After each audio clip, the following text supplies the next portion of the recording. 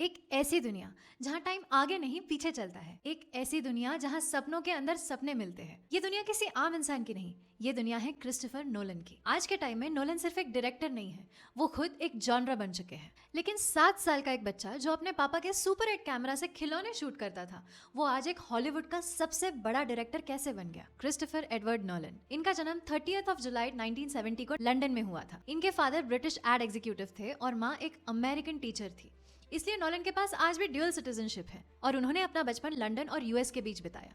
बचपन से ही इनका ध्यान पढ़ाई से ज्यादा विजुअल्स और स्टोरी टेलिंग में लगता था। सिर्फ 7 साल की उम्र में उन्होंने अपने फादर का सुपर 8 कैमरा उठाया और अपने एक्शन फिगर्स के साथ स्टॉप मोशन फिल्म्स बनाना शुरू कर दिया। उनकी सबसे पहली शॉर्ट फिल्म एक स्टार वॉर्स होमेज थी, जिसका नाम द स्पेस वॉर्स रखा था उन्होंने।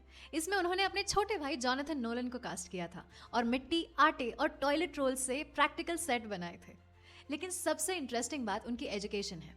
फिल्म डायरेक्शन का सपना होने के बावजूद भी नोलन किसी ट्रेडिशनल फिल्म स्कूल नहीं गए। उन्होंने university college London UCL choose किया, वो भी इंग्लिश लिटरेचर पढ़ने के लिए, क्योंकि उन्हें ऐसा लगता था कि लिटरेचर पढ़ने से उन्हें स्टोरी टेलिंग का एक नया टेक मिलेगा। लेकिन यूसीएल चूज करने के पीछे एक हिडन मोटिव भी था, वहाँ की फिल्म सोसाइटी और उनके 16mm फिल्म कैमरास और स्टीनबेक एडिटिंग सूट्स का एक्सेस। यही वो जगह थी जहाँ नोलन ने प्रैक्टिकल फिल्म मेकिंग और गोरिल्ला टेक्निक सीखी, और वहीं पर वो अपनी वाइफ और फ्यूचर प्रोड्यूसर एमा थॉमस से भी मिले। ग्रेजुएशन के बाद नोलन ने कॉर्पोरेट वीडियोस और इंडस्ट्रियल फिल्म्स डायरेक्ट की, लेकिन उनका सबसे बड़ा सपना भी बाकी था। 1998 में उन्होंने अपनी पहली फीचर फिल्म बनाई फॉलोइंग। इस फिल्म का बजट सिर्फ $6000 था, जो नोलन ने खुद अपने पॉकेट से फंड किया था। और क्योंकि एक्टर्स एंड क्रू के पास दिन में रेगुलर जॉब्स हुआ करती थी, इसलिए इस पूरी फिल्म को शूट होने में करीब 1 साल लग गया, और वो भी सिर्फ वीकेंड्स पर ही शूट होता था। इस लो बजट नॉयर थ्रिलर ने इंटरनेशनल फेस्टिवल्स में धूम मचा दी। फिर आया ईयर 2000 और नोलन ने एक ऐसी फिल्म बनाई जिसने एडिटिंग और क्लासिकल स्टोरी टेलिंग के रूल्स ही तोड़ दिए, मोमेंटो। उनके भाई जॉनथन ने उन्हें एक पिच दी थी, एक ऐसे आदमी के बारे में जिसे एंटेरोग्रेड एमनीजिया है, जो नई मेमोरीज नहीं बना सकता। नोलन ने इस स्टोरी को नॉन लीनियर टाइमलाइन में बैकवर्ड नैरेटिव के साथ प्रेजेंट किया। मोमेंटो एक मास्टर क्लास थी कि कैसे स्क्रीन प्ले और एडिटिंग को यूज करके ऑडियंस को सीधा प्रोटैगनिस्ट के फ्रैक्चर्ड माइंड के अंदर बिठाया जा सकता है, और इसके लिए उन्हें अपना पहला एकेडमी अवार्ड नॉमिनेशन भी मिला बेस्ट ओरिजिनल स्क्रीन प्ले के लिए। 2002 में उन्होंने अपना पहला बड़ा स्टूडियो प्रोजेक्ट डायरेक्ट किया, इनसोम्निया, जिसमें एल पचिनो और रॉबिन विलियम्स थे। 2005 में वार्नर ब्रदर्स एक बहुत बड़े रिस्क पर थे। बैटमैन फ्रेंचाइज डेड हो चुकी थी। उन्होंने नोलन पर भरोसा किया और नोलन ने हमें दी बैटमैन बिगिंस। नोलन ने इस मूवी के थ्रू सुपर हीरो जॉनरा को एक ग्राउंडेड, ग्रिटी और रियलिस्टिक अप्रोच दिया, जो उस टाइम तक किसी ने सोचा भी नहीं था। लेकिन उनका असली स्ट्रोक ऑफ जीनियस 2008 में आया, द डार्क नाइट। इस फिल्म ने सिनेमा की हिस्ट्री बदल दी।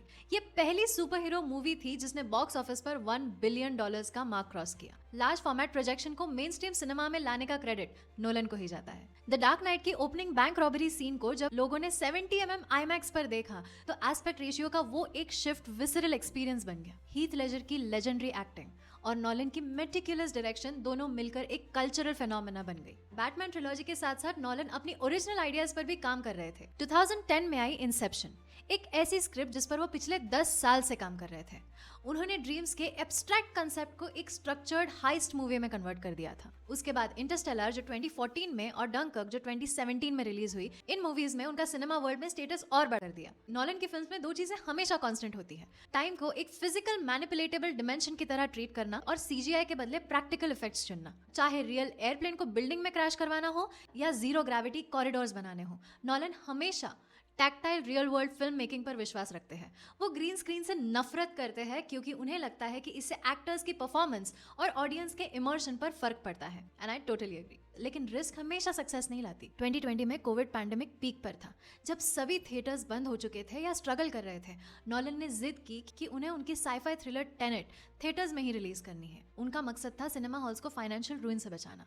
फिल्म आई तो सही, पर उसके कॉम्प्लेक्स नैरेटिव और पैंडेमिक की वजह से बॉक्स ऑफिस पर वैसा परफॉर्म नहीं कर पाई जिसकी उम्मीद थी उन्हें। उसके बाद एक बहुत बड़ा टर्निंग पॉइंट आया, जब वार्नर ब्रदर्स ने 2021 में अपनी सारी मूवीज को थिएटर और स्ट्रीमिंग पर सेम डे रिलीज करने का कंट्रोवर्शियल डिसीजन लिया, तो नोलन ने पब्लिकली इसे अपोज किया।